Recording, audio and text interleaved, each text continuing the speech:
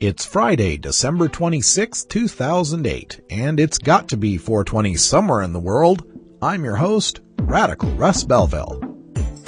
Produced and distributed by the National Organization for the Reform of Marijuana Laws in Washington, D.C., this is your NORML Daily Audio Stash, the growing truth about cannabis.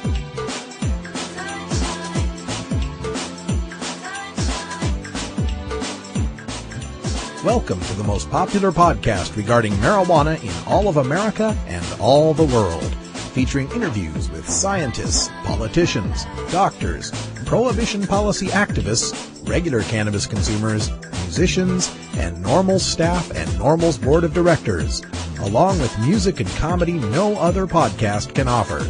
You can always find out more about our show at our website, stash.norml.org, and continue the education and conversation on our blog as well.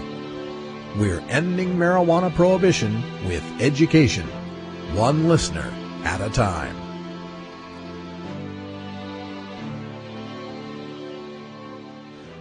The podcasting and blogging technology for the NORML Daily Audio Stash is provided by Red Aphid Interactive Media. For your professional web design needs, visit redaphid.com. Good day, Stashers, and to all the listeners in Canada, the United Kingdom, Australia, New Zealand, and other places that celebrate, Happy Boxing Day. And for those Americans who don't understand what I'm talking about, Boxing Day is the day after Christmas, which is traditionally assigned for the boss to give a present to the worker. Kinda. You can look it up on Wikipedia, probably get a better explanation than that, but that's pretty much it. So happy Boxing Day to everyone out there. For today's daily audio stash, we're going to begin the countdown to the end of 2008 with some best ofs. And for today, we're visiting with Steve Bloom from celebstoner.com, who's got his top 10 lists up for 2008 for the top 10 news events, top 10 busts, top 10 songs, and top 10 movies of 2008 for the cannabis community. It's going to be a two-part interview, so we'll play the first part there, then we'll give you a musical break, and then the second part of the Steve Bloom interview today on your daily audio stash. Coming up in next week, for the first 3 days, we've got the 29th, 30th, and 31st of December to deal with, so I'll be bringing you some of my favorite things from the NORML Daily Audio Stash for the past year, including some of my favorite stupid stoner stories, my favorite reefer madness stories, and some of the best research that's come out over the past year in the cannabis community. We're winding down the end of 2008, so get yourself your favorite holiday cheer and enjoy your NORML Daily Audio Stash. Hello, I'm Paul Stanford from the Hemp and Cannabis Foundation, or THCF. Medical marijuana is legal in 13 states today, and THCF has clinics in 8 of those states. Our doctors help qualified patients obtain an authorization for medical marijuana in their state. Patients are eligible for medical marijuana with a history of either severe chronic pain and or nausea, cancer, AIDS or HIV, hepatitis, glaucoma, seizure disorders like epilepsy, chronic muscle spasms such as multiple sclerosis or asthma, neurodegenerative diseases such as Alzheimer's, and gastrointestinal disorders like IBS or Crohn's disease. If you or someone you know has one of these conditions, our doctors will help you obtain a permit for medical marijuana. THCF Medical Clinics has offices in Washington State, Oregon, California, Colorado, Hawaii, Nevada, Montana, and now Michigan. Call 1-800-723-0188 or go to the web at hemp.org or 1-800-723-0188.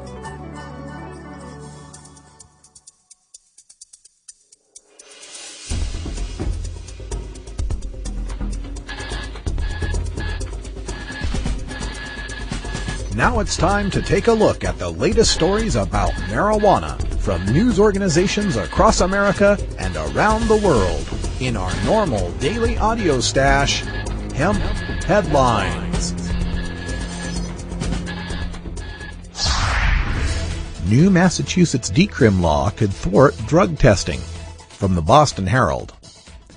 A voter-approved law reducing possession of small amounts of marijuana to a civil offense threatens to unravel drug testing of police and other public employees, the Herald has learned. The law, which goes into effect January 2nd, prohibits government agencies and authorities from enforcing any punishment for pot possession with a fine greater than $100, according to the Massachusetts Police Chiefs Association, and defines possession so broadly as to include traces of pot in blood to urine to hair and fingernails. Jack Collins, an attorney for the Massachusetts Police Chiefs Association, said, quote, "This very much threatens to undermine our ability to do the drug testing we do," end quote. Collins is calling for police departments to stop drug testing certain employees until the legislature can explicitly allow public employees who fail drug tests to be punished. Without swift action, police departments and other agencies face lawsuits from unions protecting their members, Collins said. He warned, quote, "At this point, it looks like a violation of their rights, and then there'd be a lawsuit, and it would cost thousands of dollars," end quote. Berkshire District Attorney Dave Capeless predicted the new law has far-reaching consequences for even school bus drivers and MBTA train operators, who could point to the law and say they can only be fined, not fired, for marijuana offenses. Capeless warned, quote, "People given the critical job of looking after children or the general public, there's a greater risk now they could be high," end quote. Here's an idea, Massachusetts. How about testing your cops, bus drivers, and train operators for impairment rather than the presence of inactive, non-impairing THC-COOH metabolites? Look, you can still drug test for cocaine, meth, heroin, PCP, alcohol, and other hard drugs, right? Aren't those the kind of drugs the use of which by cops, drivers, and conductors that should really scare you? Somehow, the entrance of a couple of on-duty Boston cops into a pub to drink a couple of beers doesn't freak anybody out, but the thought of them smoking a joint on the weekend off-duty does? Yes, the new Massachusetts law does reduce the penalty for possession of cannabis, whether it's actual cannabis in your jeans pocket or inactive cannabis metabolites in your body, to no greater than a $100 fine. It doesn't change a thing about being impaired by drugs on the job. So what you need to do now is invest in impairment detection technology so you can suspend the cop, the driver, or the conductor whose eyes can't follow the little moving light due to any impairment factor, drugs, fatigue, injury, illness, or drowsiness. But therein lies the rub. Most of these industries don't really want to detect impairment on the job. Too many managers like to add that martini to the business lunch. Too many critical workers wouldn't force themselves to work sick when the impairment detector's going to root them out for a head full of Sudafed. Far too many workers don't get enough sleep and barely get by with Starbucks or Red Bull. If we truly weeded out, pardon the pun, all the workers who'd be more impaired than a healthy, alert weekend joint smoker, it would financially cripple most industries. Don't believe the hype. Workplace drug testing has very little to do with impairment and everything to do with extrajudicial law enforcement and cultural legislation of morality. Growing marijuana with government money. A conversation with Mahmoud El-Soli from the New York Times. Question: what exactly does the Marijuana Project do? Answer: though cannabis has been used by man for thousands of years, it wasn't until 1964 that the actual chemical structure of the active ingredient, tetrahydrocannabinol, or THC, was determined. That stimulated new research on the plant. At this laboratory, which began in 1968, we often investigate marijuana's chemistry. We also have a farm where we grow cannabis for federally approved researchers. Our material is employed in clinical studies around the country to see if the active ingredient in this plant is useful for pain, nausea, glaucoma, for AIDS patients, and so on. For these tests, researchers need standardized material for cigarettes or THC pills. We grow the cannabis as contractors for the National Institute on Drug Abuse, or NIDA. And the only researchers who can get our material are those with special permits. We have visitors at the building now and then who ask, "Oh, do you give samples?" And we say no. Interestingly, research led us to see that there was only one species of cannabis. It had always been thought that there were many. But you could see that the chemistry of this plant is the same qualitatively, no matter where it comes from. What makes each different is the relative proportion of the different chemicals in there, which doesn't make a different species. It's really the same species, but different varieties of it. The different types of varieties hybridize very easily. Question: do your neighbors ever kid you about your job? Answer: my daughters, when they were in grade school, the teachers would ask them, "What does your father do?" And they'd say, "He grows marijuana." And the teacher's eyes would grow wide. After a while, my daughters said, "He works at the University of Mississippi. He's a professor." One troubling part of this interview is when Dr. El Soli discusses the ability to genetically modify cannabis and how black market growers have been doing this for years to increase potency. And yet, when I speak with L.V. Musica or Irv Rosenfeld, two of the federal patients who get their medicine from Dr. El Soli's farm, they tell me this is very low-quality cannabis. Why aren't these patients getting the benefit from all this federal money and research? A cynic might think you want to give federal patients bad pot, lest the public learn how much good quality cannabis can help these people. I'm also intrigued that cannabis is cannabis, that these different strains are just different ratios of cannabinoids in the same species of plant. We always get teased by the general public about the names of strains, that because they're called Medicine Woman or AK-47 or Alaskan Thunderfuck, they can't really be medicine. If I may butcher Shakespeare, a bud by any other name will still smoke as sweet. What's in a name? Have you caught some of these pharmaceutical names lately? Celebrex. What exactly are we celebrating with Celebrex? Or is it made from celery? Rosarum. Does that come from roses, or does it make your skin rosy? Lunesta. Is that a Mexican nap taken at midnight? Actually, yes it is, sorta. Are the names of cannabis medicines not valid because they're not Madison Avenue approved pseudoscientific brand names with a Latin prefix or an X or a Z in them? Did you know that the generic name for the boner pill Cialis is Tadalafil? Ta-da! It's filled! We'd love for cannabis varieties to have some sort of scientific-sounding ad-friendly name, but you won't let us grow it or sell it or test it legally. So dedicated outlaw growers played backwoods Gregor Mendels and came up with brand names that would do well on the black market. When you don't have the benefit of multimedia branding campaigns and must rely only on word of mouth, and when the prohibited market demands high-potency product, Alaskan Thunderfuck sells more baggies than Cannabisex. If cannabis were legal, I think it would still have brand names like Afghani or Jack Herer or Bubblegum. But I think like fertilizer, it would also have a standardized ratio of THC, CBD, CBN, and CBL printed on every bag.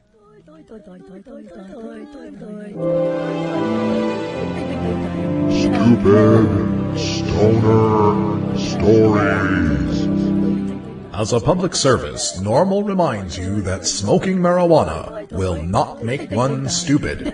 However, some stupid people do smoke marijuana. Don't be one of those stoners that make the rest of us look bad.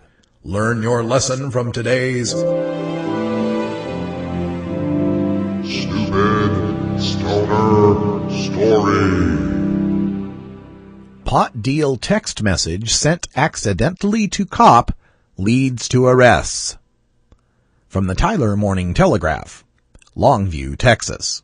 A text message to a Longview police officer led to a 24-year-old man and a 19-year-old woman being arrested and charged with possession of marijuana.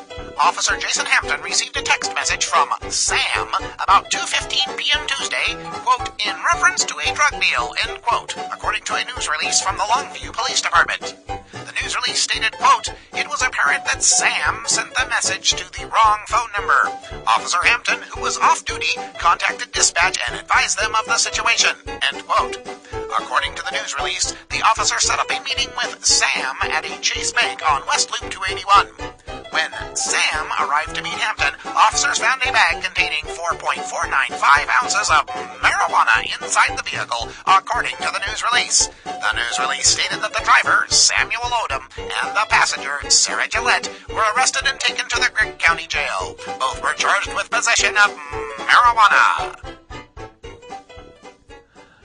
Okay, kids, gather round old Uncle Russ for another dose of common sense for cannabis consumers. Lesson number 1. Cannabis is illegal. If the man catches you buying it, selling it, transporting it, possessing it, growing it, or smoking it, he will put you in a cage. Lesson number 2. When you are doing illegal things, it is best to not have any record of it. That would include videotaping, audio taping, photographs, blog posts, cell phone conversations that can so easily be listened into with scanners, and for Cheech and Chong's sake, that most definitely includes text messaging. In fact, if you're smart, you won't even bring your cell phone with you when you make a pickup, because that phone's location can be triangulated even when you're not using it, even when it is not turned on. Lesson number 3. If you are going to be communicating with someone regarding cannabis using your own cell phone, despite the fact its call log and contact info can be subpoenaed, it's best to not use your real name, Sam.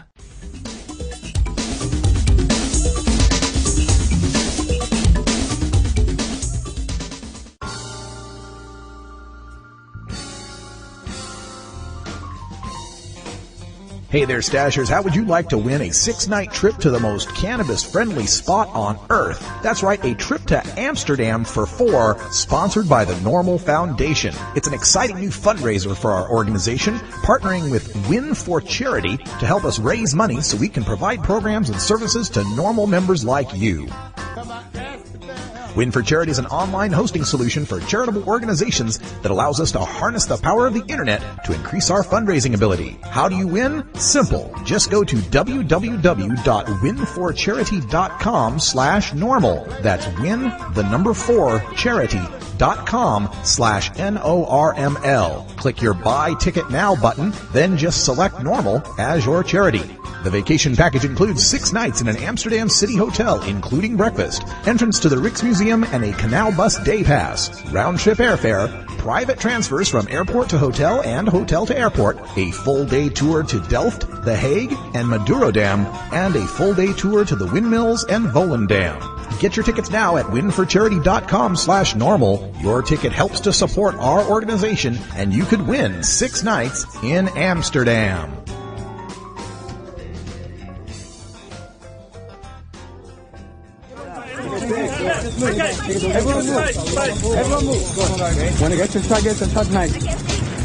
Marijuana culture is infused throughout America and the world.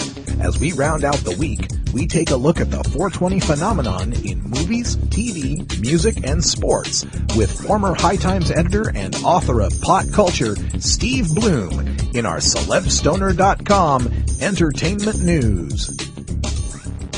Well, here it is, the day after Christmas, and this would be our final visit of 2008 with CelebStoner.com Steve Bloom. Steve, welcome back to the show. Hey, Russ, how are you? Happy holidays. Happy holidays to you, too. So this is our big year-end. I guess this would be the 2008 Celeb Stoner Year in Review. You've been kind of going through all the posts from the past 12 months and figuring out which ones were the most significant to the cannabis community. I understand you've made a bunch of different lists here. Which one do you want to start with? Well, maybe you want to start with Stories of the Year? Yeah, let's go with the Stories of the Year. What do you think in the top 10 that you've blogged on there at Celeb Stoner? Well, number 1 is obviously Barack Obama. Yeah. Elected president. That's been talked about, a lot, so we probably have to go into a lot of detail over that. Probably all the stories on the list here we've talked about throughout the year. But, Obama, being the biggest story in general, and sure, the biggest story in particular, at Celeb Stoner, just probably the biggest story at most every website this year. It's the biggest story of the century, practically, at least of the 21st century so far, that, we have a new president who is of mixed racial background and who smoked marijuana and the other drugs, and, hopefully will change some of the laws in our favor down the road. Excellent, excellent. As far as cannabis community go here, you've got the number 2 one is definitely one that is going to be on our list that probably won't be on other people's lists. Well, number 2 is Cheech and Chong having their reunion. So remember, Celeb Stoner focuses on entertainment as well as news, and so this list will sort of switch back and forth between entertainment stories and sort of news-oriented stories. In the case of Cheech and Chong, it's kind of been a huge year for them. It took them 27 years to get back together on the stage to perform their old comedy material from the 70s. They hadn't done it in that long. They really had been estranged and had not performed together, really had not spent much time together, certainly had not made any more movies or albums, and now they're finally back out on the road. Light Up America tour is continuing through March, and it's doing very well. There's been other things happening. There's been a animated movie announced that's going to be focused around their comedy albums, and most likely they'll be announcing a movie sometime later this year. So there was a Cheech and Chong roast on television, so it's been a really great year for them. Absolutely. Now, the number 1 story was political, and we also have 3 other political stories here. Number 3, Massachusetts decrims marijuana. Number 5, Michigan gets medical marijuana. And number 9, Barney Frank's bill. So 3 political stories having to do specifically with cannabis this year. Well, it has been a huge year for marijuana policy reform. Massachusetts decriminalizing marijuana back in November was huge. It was a 65% vote in favor. Massachusetts became the 13th state ever to decriminalize marijuana. It was the first state to do so since 1979. I really consider that bigger news than number 5 on the list, Michigan votes for medical marijuana, which made Michigan the 13th state. It's bigger news only because decrim is sort of decriminalization is for everybody. Yeah. And medical marijuana is for patients. So in both cases, they're significant, but we've seen a lot of states amend their laws in favor of medical marijuana. Sure. We haven't seen one change their laws in terms of decrim in almost 30 years. So yeah. Both those stories are huge. And Barney Frank, he has a bill that he's that hopefully is going to be voted on this year. His personal use of marijuana for Responsible Adults Act, which would decriminalize the possession of almost 4 ounces or a quarter pound of marijuana. So it's a large amount, and he's looking for bipartisan support, and hopefully we'll see a vote on it in 2009. And also in the category of marijuana news stories, it was announced earlier this year that New York City, where I live, is the marijuana arrest capital of the world. Nearly 400,000 people have been arrested in New York since 1997. So that was pretty staggering. Those of us who've lived here know what's been going on during the time that Giuliani was mayor and continued during the Bloomberg era. It's pretty easy to get arrested for pot in New York. You have to be very careful, especially as you walk the streets. And but we didn't realize there were so many people being arrested. Of course, that's maybe half the total, 400,000, half the total of just 1 year overall for the nation of marijuana arrests, but still a staggering number. Yeah. And also, marijuana celebrations, the 420 celebrations made number 8 on our list, just because there's such a unique form of protest. You could put the Seattle Hemp Fest and Boston Freedom Rally and a few other events on that list, but those are sort of yearly events that kind of stay the same. The 420 celebrations have been growing, and also they've been challenging campus administrations, especially in California and Santa Cruz, where over 10,000 people showed up against the administration's will. They tried to ban the whole event. In Boulder, where they had a huge turnout a couple of years ago, they had police there taking pictures of everybody and trying to arrest people based on that. And they haven't done that anymore, so things have sort of lightened up a little bit in Boulder. And then the rest of the list is entertainment. Pineapple Express is number 4. It's the biggest selling stoner movie in pretty much probably since Up in Smoke. Yeah. Did $87 million at the box office, which is around 5 times the average number of most stoner movies make. Most stoner movies make their money in DVD sales. Pineapple Express has made their money at the box office, and also the movie's coming out first week of January as a DVD. So I'm sure there'll be another round of excitement and interest. Pineapple Express stars Seth Rogen and James Franco. Franco has been nominated for a Golden Globe for his Saul character, who's kind of like just a fun-loving dealer. and Seth and Franco get involved in a caper that kind of gets a little violent towards the end. It's a lot of fun. It's an action stoner movie. And Weeds had its 6th season this year. Its 4th season this year. It's number 6 on our list, and considered that important. Just that Weeds, has gotten more and more popular as time has gone on. It's the one TV show where stoners can go to sort of see what television is saying about us. Yeah. There's been a lot of marijuana on television throughout the year, be it shows like Entourage and Sarah Silverman program, Bill Maher, and so on and so forth, but Weeds is kind of the standout. So those are our, and the last story on the list, number 10, is the Rhyme of Ancient Marijuana, 27-year-old stash, which I just thought was such a great story this year, where this ancient stash of marijuana was found in a Chinese tomb, and it was concluded that it was marijuana, and not only marijuana, but good shit. Yeah. And so I thought that was really interesting. A little bit of an offbeat story, but really important as far as the history of marijuana going back that far. Yeah, I guess that's pot 0.1. Yeah, right. If we go by the drug czar. Right, exactly. Now you have some other areas in celeb stoner news that you've been keeping track of for 2008. I'm sure sports is on the list. You probably have 10 stories on the NFL alone. Well, they fit into the drug busts category, the top 10 drug busts of 2008. The number 3. Everybody is one person, but because there were so many arrests in the NFL this year, there were 8 different NFL players arrested for marijuana or cocaine, 7 for marijuana, 1 for cocaine, that they're sort of grouped together as one, it's like they would eat up the whole list. The NFL came in third. Yeah, the NFL came in third in general. There were so many arrests in the NFL. The list starts with Lil Wayne, who was arrested, had a bus search, and he's probably having maybe the best year of anyone in the music world this year with his latest album, and big sales, and a lot of interest in him, and the police seem to be very interested in him as well. He's kind of taken over for where Snoop Dogg has left off, and getting busted on a bus with almost a quarter pound of pot, coke, ecstasy, cash, and guns. He's also facing charges in New York on a previous bust, and that's still pending. Snoop Dogg is number 2 in that category, because Snoop Dogg had 2 legal altercations last year, one time in New York. As we were talking about people getting arrested in New York, he got ticketed for kind of standing outside a club smoking. Most people would have gotten arrested. He didn't. And then later in the year, his bus was searched, and several people on the bus were arrested after marijuana was confiscated, but Snoop Dogg was not arrested. That list goes on to include Amy Winehouse, got arrested for smoking crack on a video. Yeah. The charges were dismissed. Ron White, Tater Salad White, the blue-collar comic, he got arrested just stepping off a plane in Vero Beach, Florida.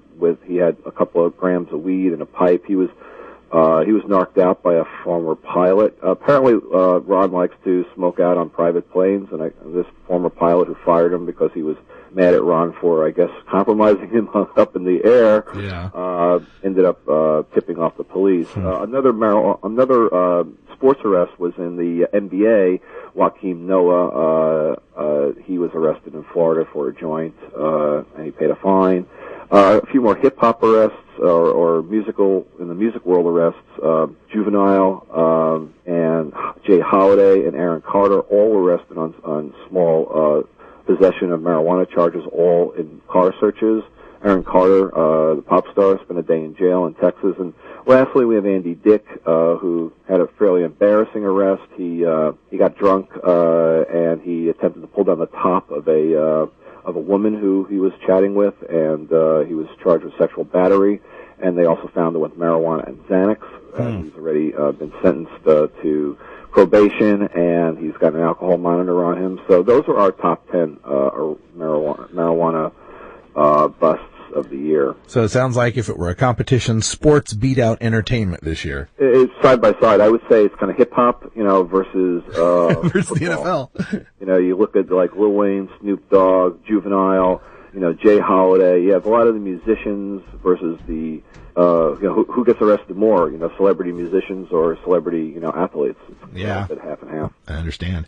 Well, Steve, stick with us. I want to get your top 10 in movies and in music, but we're going to take our musical break first, and we'll be right back with Steve Bloom from CelebStoner.com. It's the top 10 of 2008. Cannabis. Just say no. No matter what you call it, it's a huge part of popular culture. Where'd you learn that, Cheech? Drug school. You don't need weed school. You just need a copy of the new book, Pot Culture, the A to Z Guide to Stoner Language and Life. Hey, this is great, man. Even if you never smoked marijuana. I never used marijuana. Sorry. Don't think you smoked marijuana. I experimented with marijuana a time or two and didn't inhale. Or you used to smoke marijuana. I inhaled frequently. That was the point. Pot Culture by former High Times editor Steve Bloom and Shirley Halperin will answer every question you ever had about marijuana culture. Has that marijuana made it back up here yet? Check out Pot Culture, the A to Z Guide to Stoner Language and Life at Amazon.com or visit PotCultureBook.com today. Too bad, man. I just stopped smoking yesterday.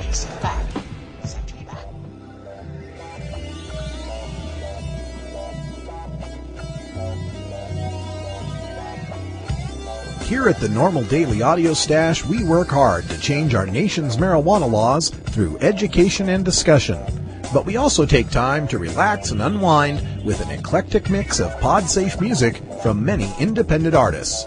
We look for music that speaks to the growing truth about cannabis, or music that speaks to broader themes of freedom, liberty, social justice, equality, and protest. To find out more about the artists and download the music you hear on this podcast, just log on to stash.normal.org. And if you'd like to get your music heard by the online cannabis community, just send us an email at stash@normal.org. It's difficult sometimes coming up with music every day for the stash. When I'm stuck without a tune, I will often just go to various music sites on the web and type in pot or ganja or marijuana just to see what comes up. So today I typed in grass, and I found a band called the Grassmasters. Aha! I thought, a treasure trove of grass-related music. Turns out, though, that they're referring to bluegrass, the music, not grass, the herb. But having known a few bluegrass musicians in my time to be fond of the other kind of grass, I dug deeper, and I'm glad I did.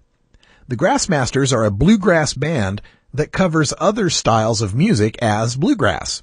They've got bluegrass Bob Marley, bluegrass Simon and Garfunkel, bluegrass Johnny Cash, bluegrass Aerosmith, and even bluegrass Grateful Dead. Who knows? Maybe someday they'll cover some bluegrass Cottonmouth Kings. There were plenty of tunes I could have chosen, but I think Paint It Black by the Rolling Stones will do for today. I mean, we've got grass and the Stones. How much more cannabis friendly can we get? This is the Grassmasters from their album Stones Grass with Paint It Black.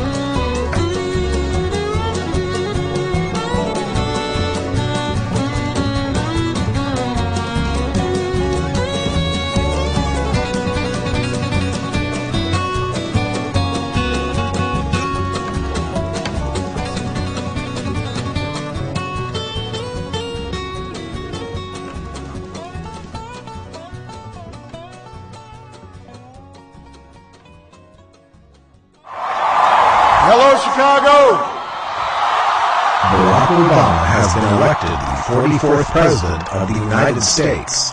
But will he bring us, the cannabis community, The change we can believe in. It's an issue of doctors prescribing medical marijuana. I think that should be appropriate. NORML is asking you to take action and help us hold President-elect Obama to his word with our $10,000 pro-cannabis law reform ad contest. When I was a kid, I inhaled frequently. That was the point. Just make a 30 or 60-second video or flash animation that answers the question, what should President Obama do about pot?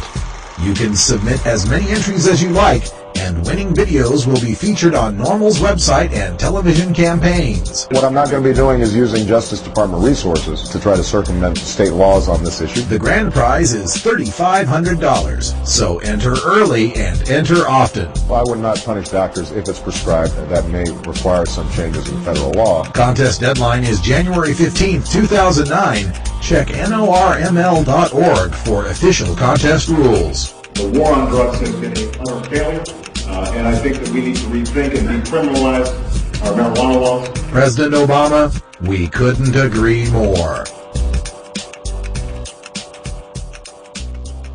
Want to thank Steve Bloom from celebstoner.com for hanging on with us, and we're going over the top 10s for 2008. So what other categories are you keeping track of for your top 10 list for 2008? Well, we have High Tunes, which is the musical clips that we post up on Sled Stoner during the year. Most of them are in the form of YouTube clips. Some of them are in the form of MP3s. It depends sort of what's available and also what comes to us. So the top of that list is our favorite song of the year is My Medicine, which is Snoop Dogg's song, right. Which is his sort of country song, his ode, as he said, to Johnny Cash. And it turns out Willie Nelson joins him on that, and that was recorded in Amsterdam. And Willie and Snoop were both there. I'm not sure if that was intentional, but they were both in town, and they ended up performing with each other live at their individual shows, their respective shows at the Milk Feg there.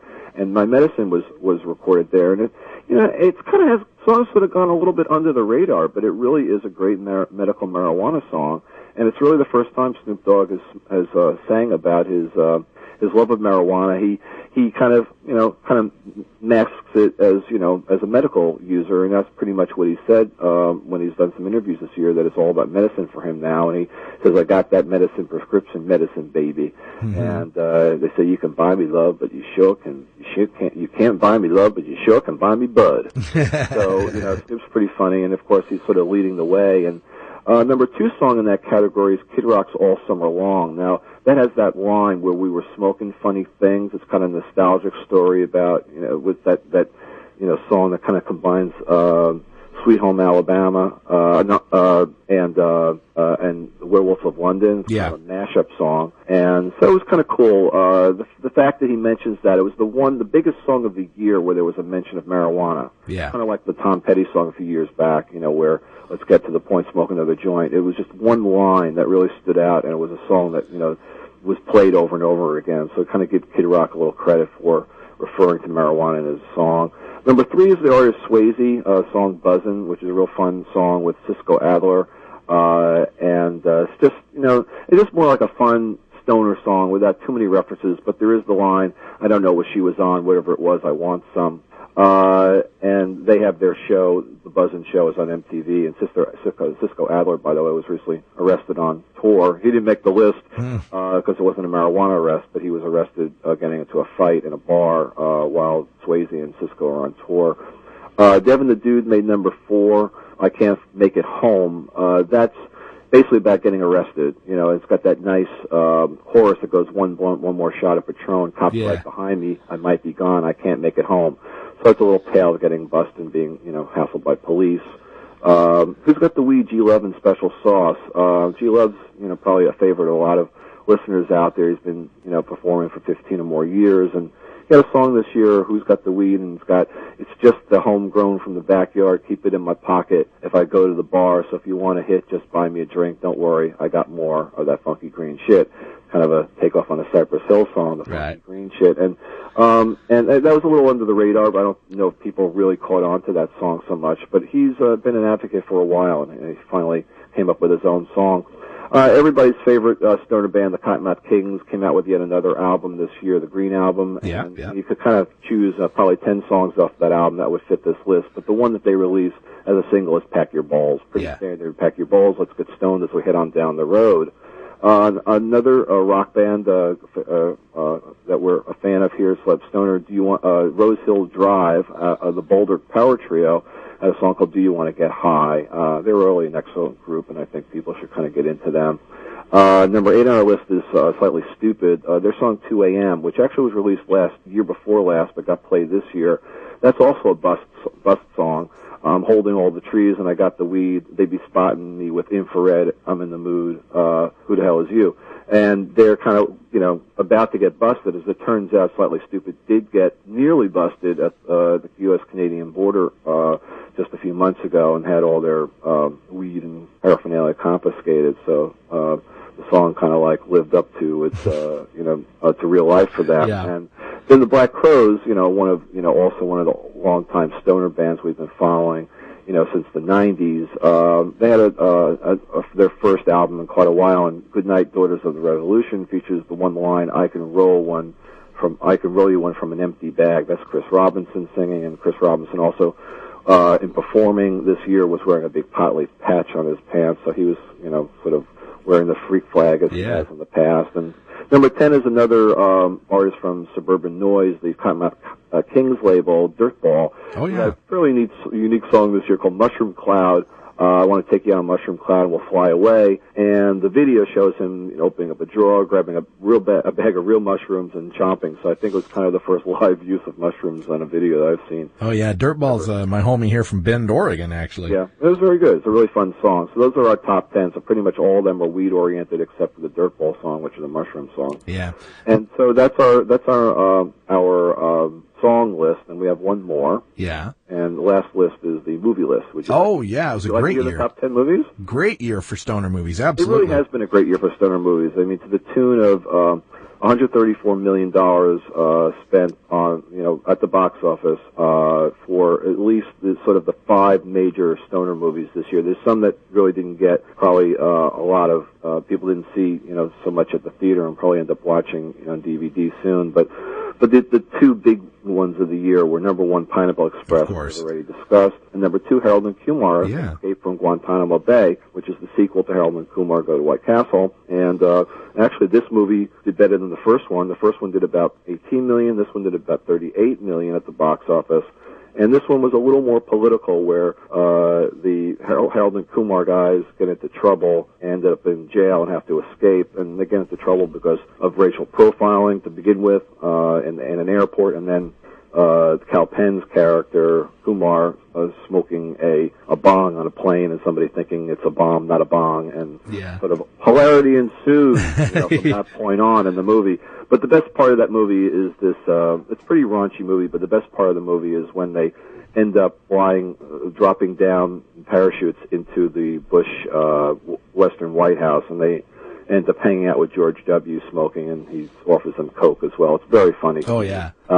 Number 3 is The Whackness. The Whackness is, I'm sorry, I'm looking at a previous version of this list. Number 3 is Super Jaime, Doug Benson's also hilarious film this year. That's not one that did, great at the box office. That's a DVD release, and in particular that, people should kind of go out and get. And it's Doug Benson, the comedian, getting high for 30 days and recording everything that goes on with him physically and mentally. And he had not smoked for the previous 30 days to clean out, and then smokes, barely nonstop for the next 30 days. And he goes to doctors and all this kind of stuff. It's very interesting. As you would anticipate, the results are very positive. They didn't tell him that he should stop smoking or somehow or other going to harm him. Also, what goes on in that movie, they follow the DEA cracking down on a medical dispensary, one particular dispensary in California. So, in addition to it being a funny movie, it's also kind of a serious movie that focuses on the medical marijuana issue. Number 4 is The Whackness. Sort of a lighthearted movie set in New York. That movie did about 2.2 at the box office million, so it wasn't a big seller, but they got a big push, and it was, it was a nice movie set in 1994 New York. The character played by Josh Peck is a pot dealer, and you sort of follow him around in his life, and one of his main clients is played by Ben Kingsley, who's a shrink, and he basically goes to the shrink to have his session, a psychologist or psychiatrist, and he pays in weed. Yeah. So Josh pays in weed, Josh Peck's character, and it was really fun to see Ben Kingsley smoke. He does a bunch of bong hits, and it's a very smart movie with a coming-of-age story. It's a little wacky, and it's fun. The Whackness is a little wacky. Number 4, Humboldt County. Another a little good bit one. of a controversial movie in a sense that it was set in Humboldt County, and it seems like the people that I've been, hearing from who live out there, sort of in the marijuana media, don't seem to like the movie, though. I think it really did a nice job of encapsulating the lifestyle of that community of marijuana growers that's so well known in the Humboldt County area. And it's a story about one guy who ends up there and has to sort of figure things out. He's a little bit, sort of a straight-laced guy who ends up, getting involved in the scene there, sort of against his wishes a little bit. And you kind of get, a look into, the county's cannabis history and its sort of eccentric characters. I thought it was a very nicely done movie. Oh, I loved it. And then the list continues with Rachel getting, with Smiley Face, which was, really cool. The really cool thing about Smiley Face, I'd have to say, is a little movie that could. It's Anna Faris stars in that movie, and it's really one of the few movies that stoner movies focuses on a female lead character, and so it's really all about her. She eats a tray of hot cupcakes in the morning, and then you sort of see her life as she goes on throughout the day, and it's really kind of a funny offbeat story set in Los Angeles. And if you're a fan of Anna Faris, definitely a fun movie to watch. She also was in a movie, The House Bunny, this year, so she had a pretty good year. Rachel Getting Married has another female lead story. This is a little different. Anne Hathaway plays the character Kim, who gets out of rehab and goes to her sister's wedding, and kind of all kinds of conflicts come to the surface, how things happen in family get-togethers, resentments and issues that go back. And in the case, there's a family trauma that kind of is being dealt with, throughout the weekend of the wedding. And it's a great performance by Anne Hathaway. She'll most likely get an Oscar nomination for it. It's really good. There's not a lot of, there's not really drugs in the movie, but it's sort of about the idea of somebody coming out of rehab and kind of getting back into normal life. And number 8 on the list was American Drug War, the hard-hitting documentary by Kevin Booth that actually came out in 2007, but had a long run on Showtime this year.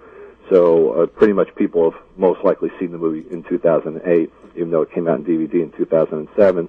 And it basically focuses on the drug war, the CIA, crack kingpins like Ricky Ross, and just pretty much a wholesale indictment of the drug war. It's really well done, and it's done in a very personal way, with Booth doing all the narrative. And number 9 is Garden Party, which is another offbeat movie set in Los Angeles, which a bunch of unusual characters getting together, and it's kind of the main character is a pot-growing female realtor. So there's another female character that smokes marijuana this year in the movies. And then there's just a lot of 20-somethings trying to figure out their lives in L.A., and that's out on DVD now. And then last on that list is Strange Wilderness, sort of the latest stoner effort from Adam Sandler's Happy Madison Productions Company. They're responsible for Grandma's Boy, and so it's Grandma's Boy was starred Alan Covert, and Alan Covert appears in this movie. He's not the star. Steve Zahn is. It's about a wildlife show or a nature show that is about to go off the air, and they have to find something that's going to give them ratings, so they go off in search of Bigfoot. And there's a lot of really cool characters in the movie, actors, Jonah Hill, Justin Long, Peter Dante, who played the dealer in Grandma's Boy, Kevin Heffernan, who was in Super Troopers, and a few other cool characters. But movie doesn't really hold up. It did 6.6 million at the box office, but it's not as funny as they hoped it would be. But there's a lot of, there's a bunch of weed in that movie too, so that, that made the list. So that's our top 10. Wow. Now, speaking of all these different top 10 lists that are going on, I caught your co-author of Pot Culture, Shirley Halperin, on one of the VH1 top 10 shows. That's true. Yeah, the VH1 has its top 40 videos of the year, and Shirley was on there chatting about probably about 12 of her favorites. So it was great to see her. That they may be re-showing that throughout the end of the year, so people should catch it. Yeah, we got this whole last week of the year. I'm sure it'll be replayed on VH1 endlessly. So look for Shirley Halperin, co-author of Pot Culture, the A to Z Guide to Stoner Language and Life, with our own Steve Bloom from celebstoner.com. And Steve, happy holidays to you, and we'll talk to you again in 2009. Yeah, Russ, thanks for everything. Thanks for all your great promotion of Celeb Stoner and Pop Culture throughout this year. I do appreciate it, and I look forward to spending more time with you on the air in 2009. Happy holidays to everybody. Happy holidays to everybody out there. Thank you for downloading the NORML Daily Audio Stash, the growing truth about cannabis. We are produced by the National Organization for the Reform of Marijuana Laws in Washington, D.C. Our executive producer is Alan St. Pierre. Our deputy director is Paul Armentano. Our webmaster is Brian Judy. And web production is provided by Red Aphid Interactive Media. As always, you can catch up on the latest information about marijuana at www.norml.org. And you can interact and download from our Audio Stash blog at stash.norml.org.